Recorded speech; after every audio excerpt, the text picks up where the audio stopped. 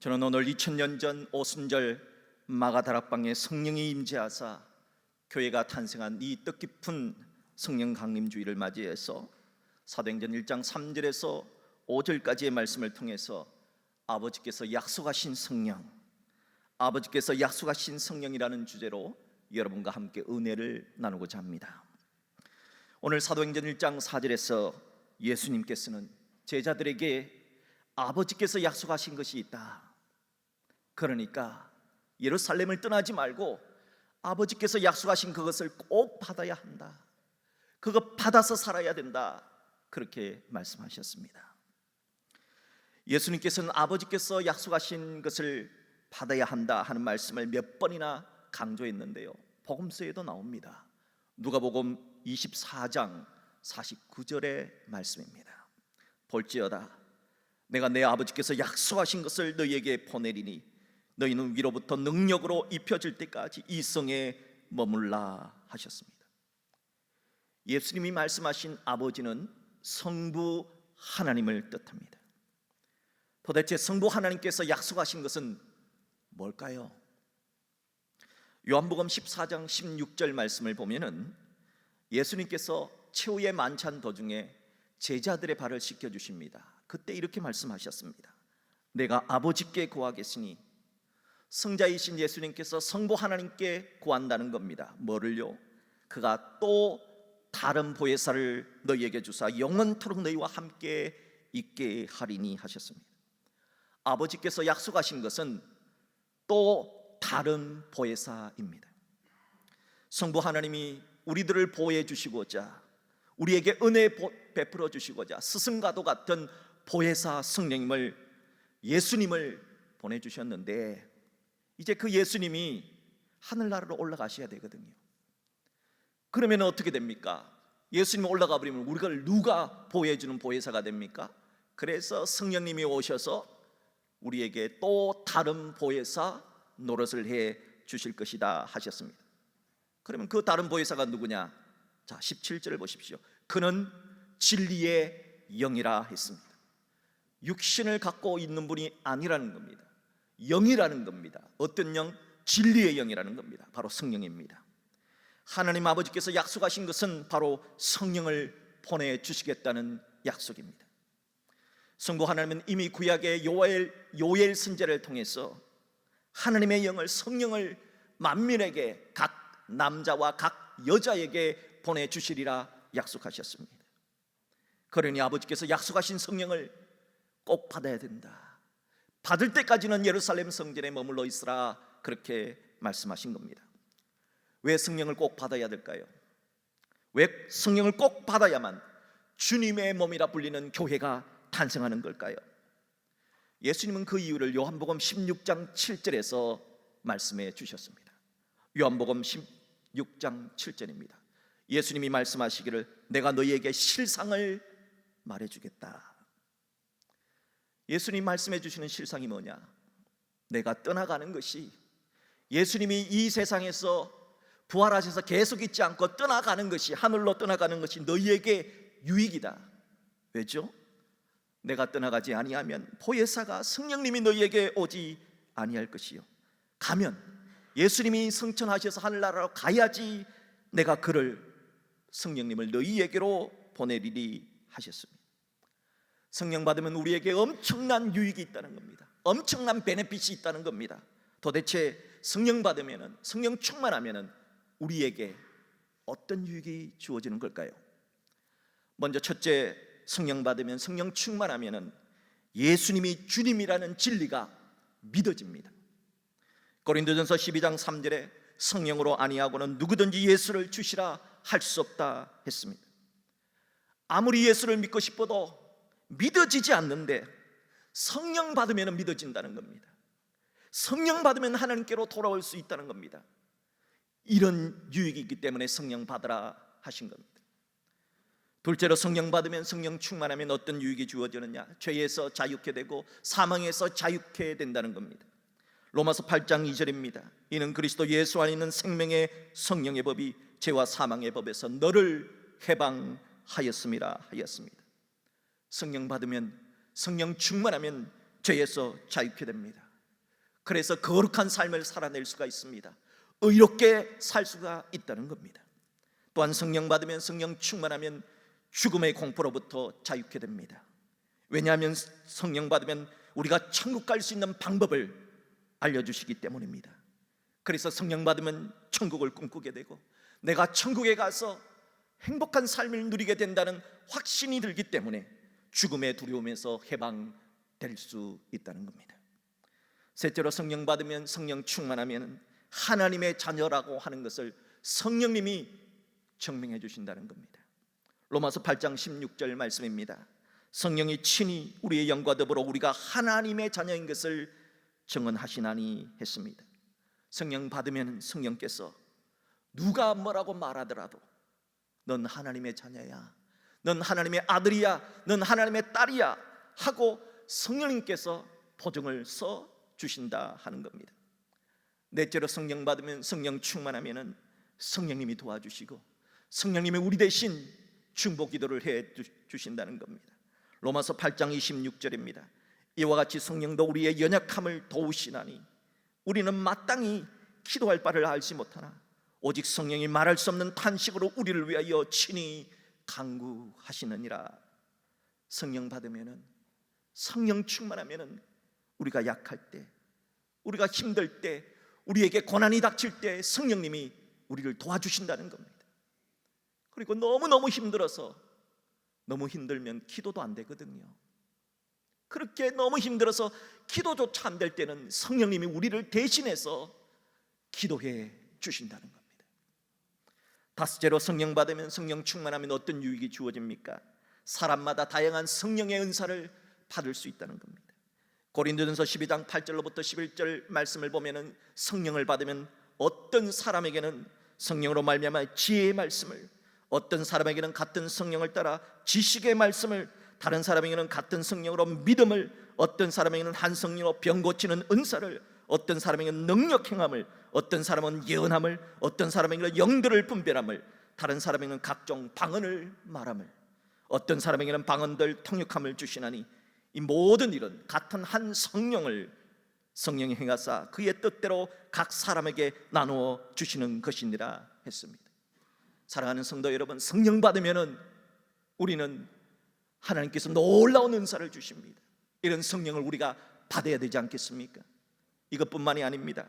여섯째, 성령 받으면, 성령 충만하면 우리에게 9가지 성령의 열매를 맺을 수 있습니다.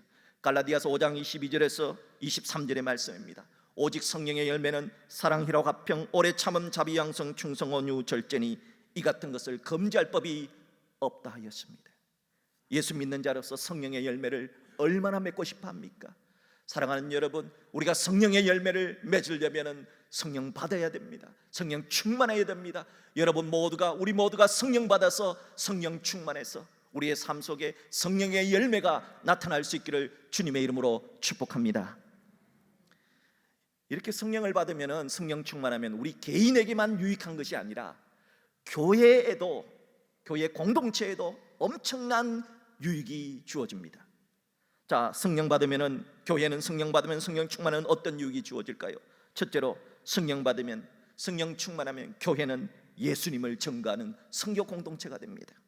성령님은 성부 성자와 함께 거룩하신 영으로 예수님을 증언하십니다. 예수님을 드러내시는 분이십니다. 그러므로 성령 받으면 땅끝까지 이르러 예수님의 증인이 됩니다.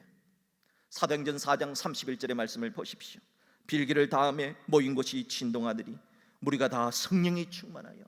자, 성령이 충만합니까? 교회가 뭘 합니까? 담대히 하나님의 말씀을 전하니라. 성령 충만하면 교회는 선교하는 공동체, 전도하는 공동체가 되더라 하는 것입니다. 둘째로, 성령 받으면, 성령 충만하면 교회는 어떤 일이 일어났냐? 교회는 5가지 교회의 기능에 집중을 하게 된다는 겁니다. 우리 교회 주보 제일 앞면을 한번 보세요. 거기에는 교회가 왜 존재해야 되느냐 하는 사명 선언문, 비전 스테이트먼트가 있습니다. 교회가 존재하는 이유는 예배, 교제, 성장, 사역, 선교를 통하여서 가정과 직장과 지역이 복을 받아 누리는 축복의 통로가 되는 것입니다. 그런데 성령을 받아야, 성령 충만하야 이 5개의 교회의 기본적인 기능에 집중할 수 있다는 겁니다. 사도행전 2장 42절에서 47절까지의 모습을 보십시오. 성령을 받았더니 어떻게 되는가? 그들이 사도의 가르침을 받았습니다. 교육이 일어났다는 겁니다. 교회 안에 교육이 일어난다는 겁니다. 그래서 그 교육을 받아서 서로 교제하고 떡을 떼며 오로지 기도하기를 힘쓰니라. 사도의 가르침을 받아서 교제하고 떡을 떼며 기도했다는 겁니다. 그랬더니 사람마다 두려워하는데 사도들로 말미암아 기사와 표적이 많이 나타났다는 겁니다. 교육을 통해서 성도들이 성장을 하더라는 겁니다. 또한 44절을 보십시오. 믿는 사람이 다 함께 있어 모든 물건을 서로 통용한 교제가 일어나는 겁니다. 또 재산과 소유를 팔아 각 사람의 필요를 따라 나눠주며 구제하는 사역들이 아름답게 일어나는 겁니다.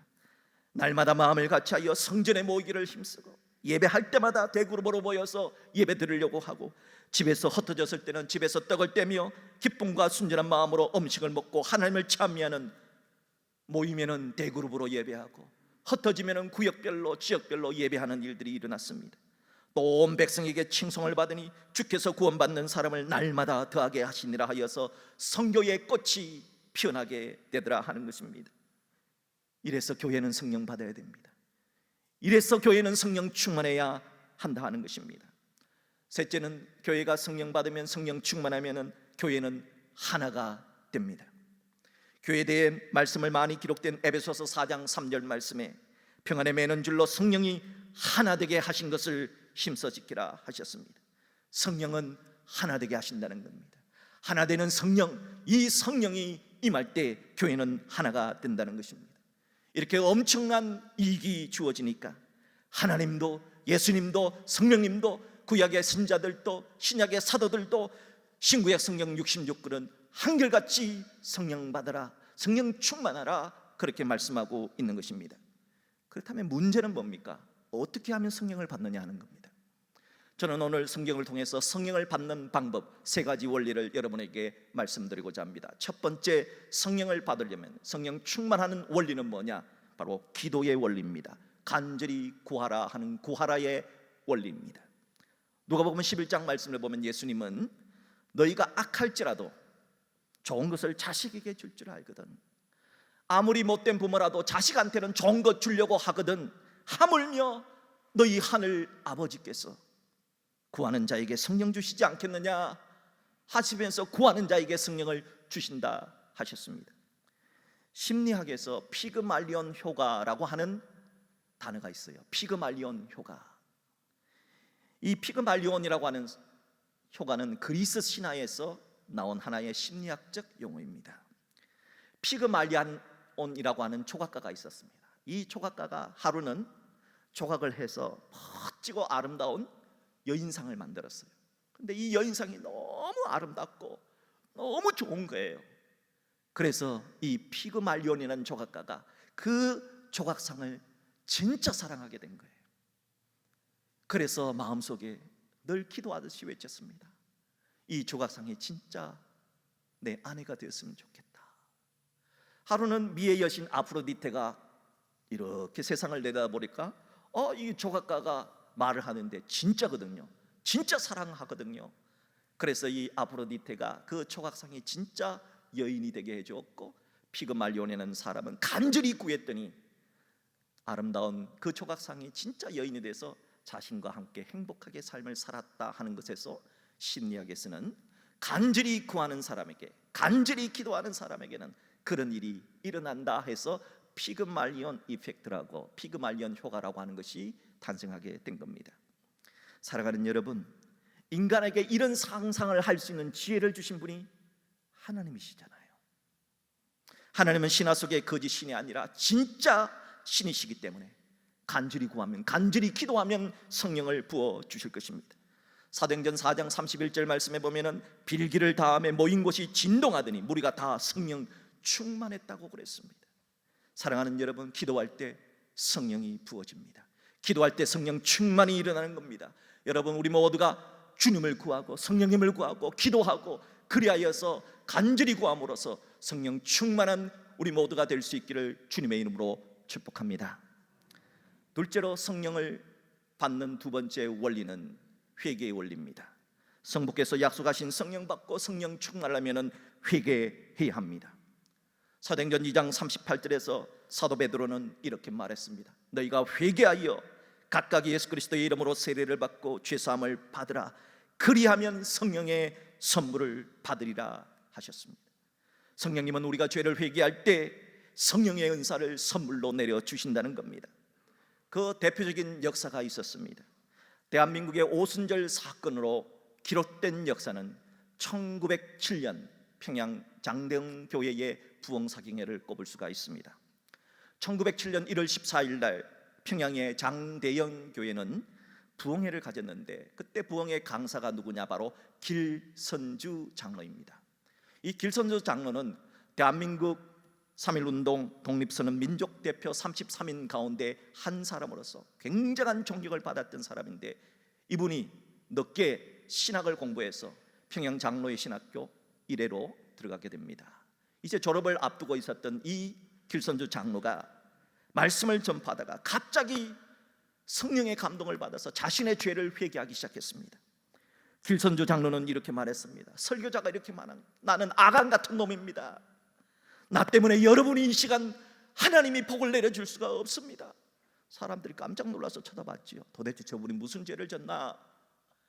나는 도둑질을 했습니다. 1년 전에 내 친구가 죽으면서 임종을 앞두면서 길 장로 부탁하네. 내 부인은 셈이 약하니까 자네가 내 재산 좀 맡아서 내 아내와 우리 가정 좀 잘 보살펴주게, 그렇게 부탁을 하고 천국을 갔는데, 걱정하지 말라고 그렇게 했는데 이 길선주 장로가 그만 돈에 욕심이 나서 재산을 관리하던 중에 그 당시에 미화 100달러, 그러니까 그 당시에 100달러는 굉장히 큰 돈이었다고 합니다. 그 100달러를 자기가 몰래 취했다는 겁니다. 이것이 지금 이 시간 성령님께서 자꾸 생각나게 하셔서 내가 이것을 회개하지 않으면 이 시간 성령님께서 복을 주시지 않는다, 이렇게 말하니까 자신이 괴로워서 견딜 수 없어서 이렇게 고백을 한다는 겁니다. 그리고 내일 아침에 그 돈 전액을 내가 당장 갚겠노라고 그렇게 고백을 하게 됩니다. 당시에 평양 장대영 교회에 모였던 사람들은 민족의 존경을 받는 그 위대한 선생님이, 그 위대한 장로님이 저런 죄를 지어서 하는데 그것이 흉이 아니라, 그럼 나는 하면서 자신을 되돌아보는 계기가 되어서 그곳에 모인 모든 사람들이 자신의 죄를 회개하자 정말 그곳에 정말 2000년 전에 오순절 성령의 다락방과 같은 놀라운 역사가 일어나기 시작했다는 겁니다. 곳곳에서 방언이 터지고 아픈 암병자들이 낫고 그곳에서 수많은 역사들이 일어나고 귀신들이 떠나간 정말 놀라운 성령의 역사가 일어났다는 겁니다. 이것을 한국 사람이 기록한 것이 아니라 그 당시에 그곳에 갔었던 외국 기자가 보고 이것을 기록해서 그 기록이 한국 교회사에 남아 있습니다. 사랑하는 성도 여러분, 회개할 때 성령이 임재하는 겁니다. 회개할 때 하나님의 놀라운 성령이 임재하셔서 하나님의 기적이 일어나고 병이 낫고 귀신이 떠나가고 놀라운 성령의 은사가 내려지는 것입니다. 그래서 성령 받아야 되는 겁니다. 성령 받으시고 여러분 성령 충만하셔서 여러분 육신과 여러분 영혼 속에 있는 모든 아픔과 질병이 떠나가시기를 주님의 이름으로 축복합니다. 셋째로, 성령을 받으려면, 성부 하나님께서 약속하신 성령 받으려면 세 번째 원리는 뭐냐? 말씀 안에 거해야 합니다. 아버지가 약속한 성령을 받으려면은 기도와 회개 이외에 말씀을 사모해야 되고 말씀 따라 살려고 하는 말씀을 사모함이 있어야 합니다. 왜냐하면 말씀 없이 기도만 하면은 영적인 무당이 됩니다. 반대로 기도는 하지 않고 말씀만 보면은 자기 잘난 체 지식주의자가 될 수 있습니다. 몇 년 전에 저는 다른 목사님들과 함께 싱가포르에 있는 시티 하비스트 처치라고 하는 곳에 세미나를 간 적이 있습니다. 이제 그곳에서 예배를 드렸는데요, 아주 예배를 2시간씩 드리는 거예요. 그런데 2시간 예배를 드리는데 1시간은 일어서서 찬양을 하는 겁니다. 저는 그렇게 찬양 많이 하는 걸 처음 봤습니다. 이 장로교 목사가 앉아서만 예배 드리고 이렇게 하다가 2시간을 서서 찬양하는데, 두 손 들고 찬양하는데 제일 처음에는 이게 뭔가 이런 생각이 들더라고요. 그런데 하나님께서 나를 이곳에 보냈을 땐 이유가 있겠지 하면서 같이 뜨겁게 찬양을 했습니다. 1시간을 찬양하는데요, 정말 아마 이것이 성령의 역사가 아닌가 하면서 모든 사람들이 정말 땀을 뻘뻘 흘리면서 찬양하는데 하나님의 나라가 임하는 것 같은 그런 놀라운 은혜를 받았습니다.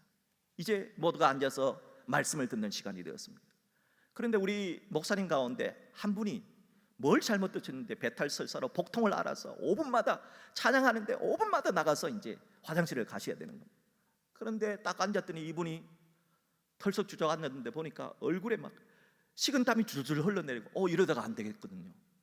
그래서 그곳에서 시티 하베스 처치에 안내하시는 장로님께 부탁을 드렸습니다. 이분 빨리 모시고 나가야 될 것 같다고. 지금 복통으로 인해서 너무 고통당하니까 빨리 숙소로 모셔야 될 것 같다고.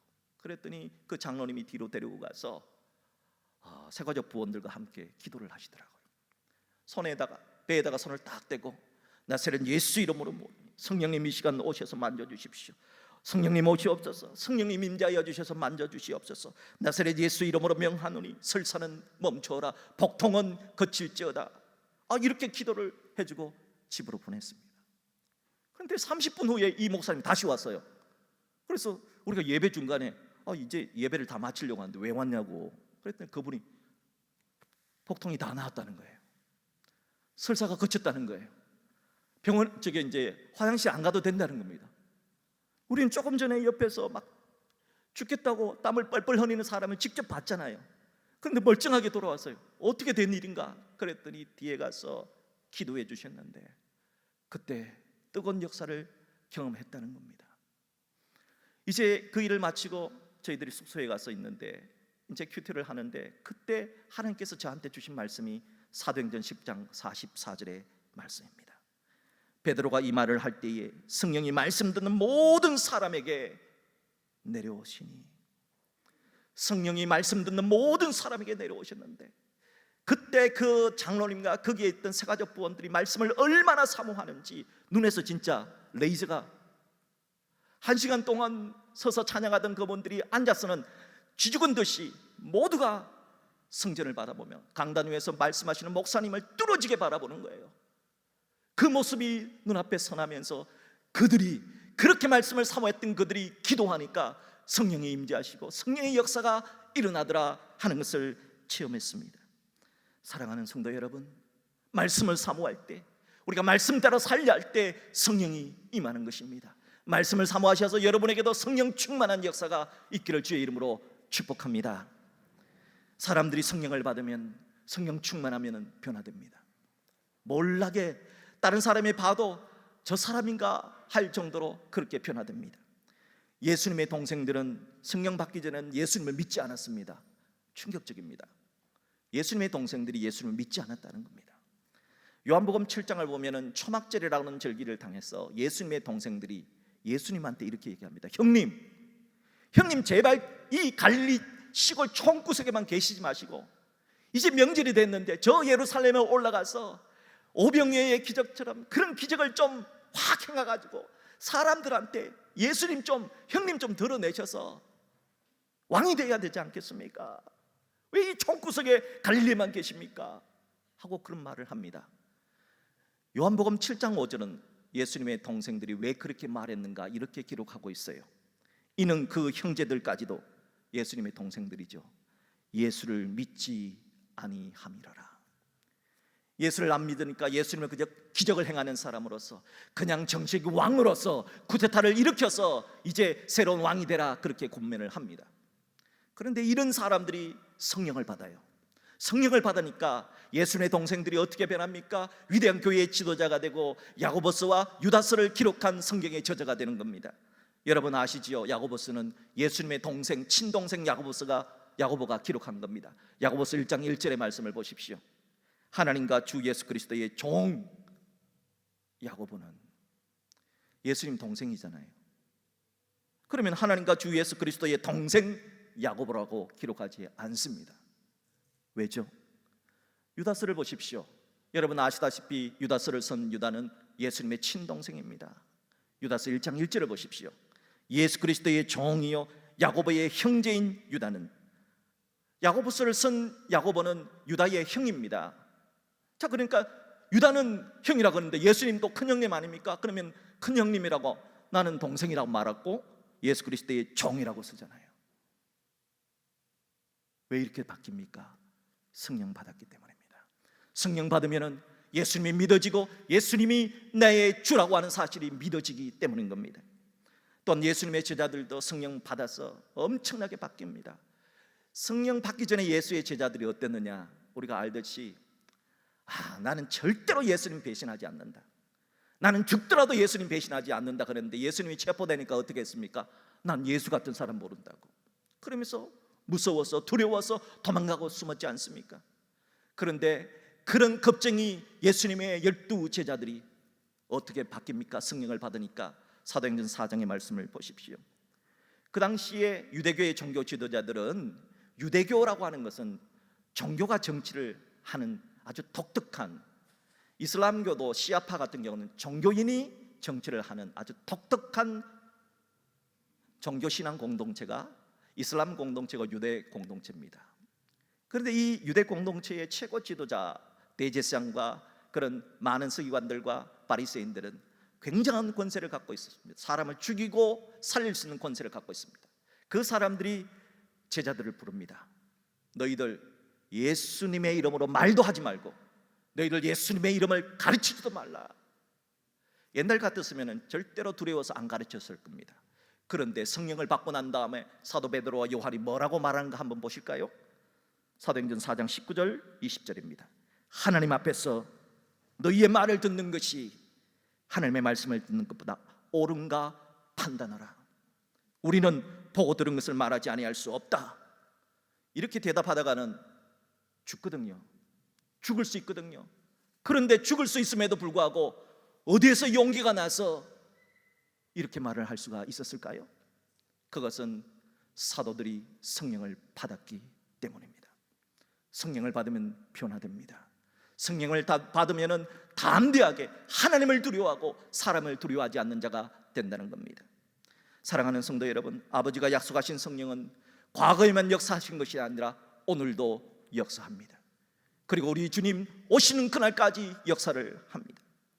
2016년도에 정말 종교계를 발칵 뒤집이는 놀라운 사건이 하나 일어났습니다.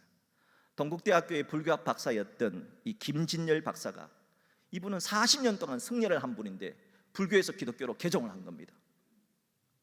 아니 40년 승려로 살았고 동국대학교에서 9년간이나 불교를 강의했던 불교학자가 어떻게 기독교로 개종할 수 있었는가?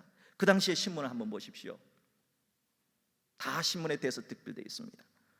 이분이 왜 기독교로 바뀌었느냐, 그 이야기를 이렇게 말합니다. 3년 전에 꿈을 꿨는데 꿈속에서 거칠게 생긴 두 사람이 문을 열고 확 들어와서 저승 가자 하면서 자기를 저승으로 끌고 가려고 했다는 겁니다. 너무 놀라서, 여러분들 꿈을 꾸는데 저승사자가 두 명이 와가지고 좌우로 붙잡고 저승 가자 그러면 여러분이 얼마나 놀랐겠습니까? 이 사람이 놀래가지고 벌떡 잠에서 깼습니다.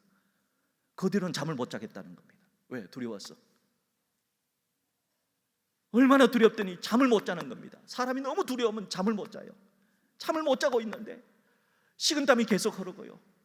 그래서 컴퓨터를 해도 컴퓨터가 안 되더라는 거예요. 갑자기 전화가 먹통이 되고 컴퓨터도 고장이 나고, 이게 도대체 무슨 일인가 해서 계속 두렵더라는 겁니다.